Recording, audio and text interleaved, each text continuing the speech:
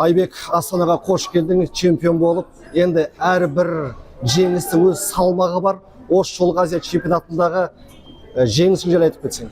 Ассалаумағалейкум баршаларыңызға. Астанаға елімізге келіп қуанып жатырмыз. Бізді жылы қатысуда. Енді Азия чемпионаты болғандықтан оңай болмады. Өте қиын ойлар да болды.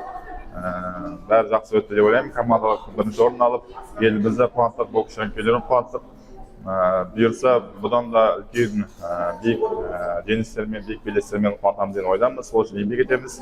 Бізді қолдаған бокс жанкүйерлеріне, қазақ еліне үлкен алғысымды білдіремін. Енді өткен үш дүркін Азия чемпионсың. Өткен Азия чемпионатымен салыстырғанда осы чемпионаттың өзгешелігі қандай еді? Енді әрбір Азия чемпионатында өзінің мықты қарсыластар болды әрине. Осы Азия чемпионаты кішкене ерекше өтті. Өйткені ұзақ уақыт болды. Командалық бірінші орын жарыстық. Не үшін жарысы? Өйткені қыздар мен ұлдар екеуі бір есептелгеннен кейін бәрі кішкене қиындау болды. Біз Индияның қыздарымен жарысып кеттік. Сондықтан әрбір чемпионат Азияның өзінің қиындығы бар. Енді Геннадий Головкиннің келуі жігіттерге рух берген шығар. Ген ағамыз өзі келіп, өзі қолдауын білдіріп, өзінің ақыл кеңестерін айтты. Әрине бізге де ол бір мотивация болды.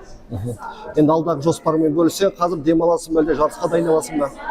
Біз енді қазір кішкене демаламыз, одан кейін қайтып бастаймыз. Бұл Азия чемпионаты біздің Азия ойындарымызға деген дайындық. Сондықтан бұйырса Азия ойындарында командалық бірінші орын алып, елімізді қуантқымыз келеді.